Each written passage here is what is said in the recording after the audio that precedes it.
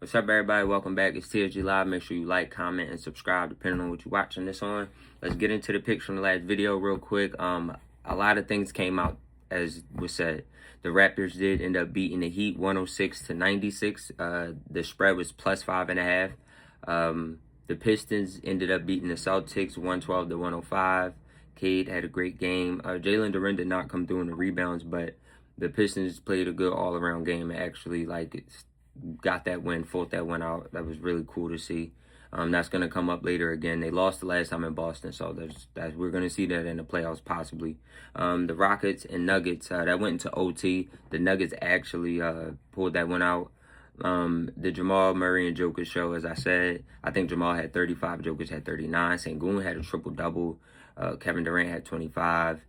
Just an all-around game from the Rockets. Everybody contributed. They had multiple players. I think they had 5 players in double digits, so that was insane. If anybody actually caught the Mavericks and the Jazz game that went to OT as well, that was insane. Cooper Flag, first 18-year-old to ever score 40 points in a game. He had 42. It was just crazy. Keontae George was hooping. Lauri Markkanen is a problem. It was a good night of basketball last night. But like I said, if you did watch the last video, thank you. If you're watching this video, I appreciate that as well. Trying to be more consistent, make sure I get that content out. Tonight we have the NBA Cup Championship. It's the Spurs and the Knicks. I actually want to move forward to Wednesday. I might do another video as well on Wednesday's games, but I just wanted to kind of just get a jump ahead. I think that the Spurs and Knicks, the NBA Cup Championship, is going to be cool. I do think the Spurs are going to win it, just with the youth they got. I think the boys are all going to want to win and want to win more. Not that the Knicks aren't capable of it, but I just think that the Spurs, they have been playing up. When Wemby came back, Stephon Castle still dropped 30. I just really like the Spurs to win this game. I feel like they have the momentum going in. And the Knicks are more focused championship type of ordeal playoff thing. But to get into Wednesday's games, we have the Cleveland Cavaliers, going up against the Chicago Bulls, and we have the Grizzlies going up against the Timberwolves.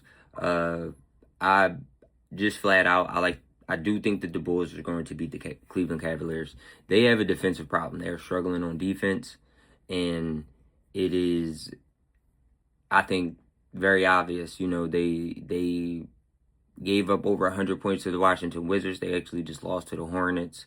They had a terrible showing. I don't think that Donovan Mitchell will have such a bad game. I do think that they will play better, but I do think that, with Evan Mobley being out, I just think that the Bulls are going to be able to cover that spread of plus 4.5. I think Josh Giddey's going to come out and have a good game. The Bulls didn't do too well out either, but I think, since Kobe White's return, they've been trying to get back into rhythm. And I think that Josh Giddey will maybe put up 18, 8, and 8. I think Kobe White will have a better game. He was 1 of 10 from the 3. I think that they will shoot a lot better from the 3 because the Cleveland Cavaliers give up a lot of 3-pointers. I think the defense versus the Bulls' capability of playing offense is what is going to lead them to cover that spread. Even if they don't win, I do think it shouldn't be a competitive game, even though it shouldn't be. I think it is going to be a competitive game, even though it shouldn't be. On to the next game, which is the Grizzlies and the Timberwolves. I think the Timberwolves are going to win that game. I think we all understand that. But I think that the Timberwolves are just on a tear. They're playing very good well. They have Bone Highlands in the lineup right now with Anthony Edwards out. Ant-Man is a game-time decision. We'll see. Maybe with that day off or rest, he probably will play. But Julius Randle playing at a high level. Rudy Gobert is actually playing at a high level. Like I said, Dante DiVincenzo, Bones Highland. They're playing very well in Minnesota. And I think it will be that type of game as well. I think that you'll have a lot of contributions from 3. I think you have a lot of contributions on offense. I think on the rebounds as well. I think you can see Julius Randle and Rudy Gobert. I think all of those are good props. Assists for Dante DiVincenzo and Bones Highland, I think it's a good prop.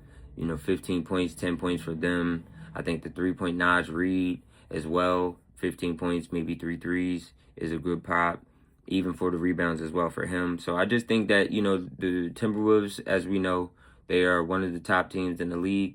playoff bound, and I think that they're just gonna come out and have a definitive win. The spread is -8.5. That's what I'm keep over here looking at, and they very well might cover that. I wouldn't touch it. Just a lot of points, but I do think that they are going to win this game.